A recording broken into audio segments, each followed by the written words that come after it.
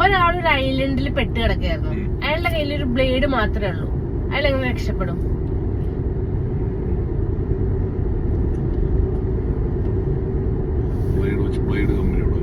അല്ല, ബ്ലേഡ് കമ്പനിയുടെ ഒക്കെ രക്ഷപ്പെടാൻ പറ്റില്ലല്ലോ. പറയട്ടെ, ബ്ലേഡ് കൊണ്ട് മുറിവുണ്ടാക്കും. അപ്പൊ ചോര നിലത്ത് വീണു. ചോര വീണ മണ്ണിൽ നിന്നുയർന്നു വന്ന പൂമരം കൊണ്ട് കപ്പലുണ്ടാക്കി ആ കപ്പലിൽ കയറി എസ്കേപ്പ് ചെയ്യും.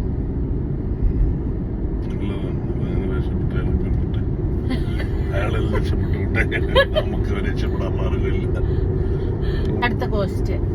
ഒരാളൊരു കാട്ടിൽ അകപ്പെട്ടു.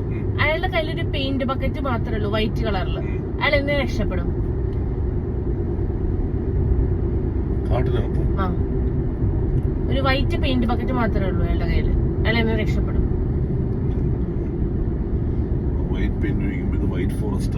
അല്ല, തിന്നാനല്ല, രക്ഷപ്പെട്ട കാട്ടിൽ നിന്ന് രക്ഷപ്പെട്ട മനുഷ്യ.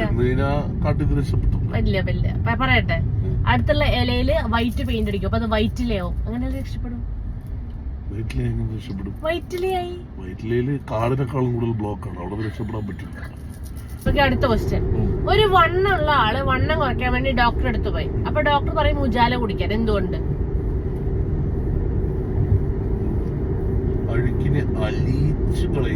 അല്ല അല്ല അല്ല, അഴുക്കിനെ അലിച്ച് കളയുന്ന തടി കുറയുന്നതായിട്ട് എന്താ ബന്ധം?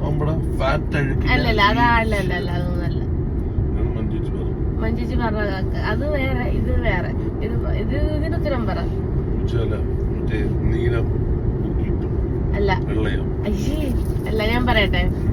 ഉജാല കുടിക്കുമ്പോൾ പല്ല് നീല കളറാവും. അപ്പൊ ബ്ലൂടൂത്ത് ആവും. അപ്പൊ വയർലെസ് ആവും. വയർലെസ് എങ്ങനെയുണ്ട്? അങ്ങനെ ഉണ്ട്.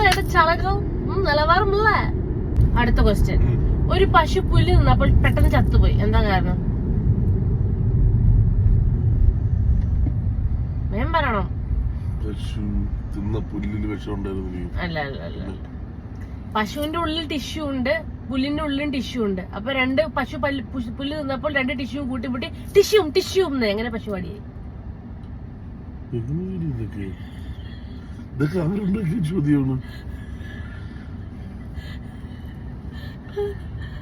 തങ്കപ്പൻ ഒരു കുഞ്ഞുമായിട്ട് വിരുന്നിന് പോകും.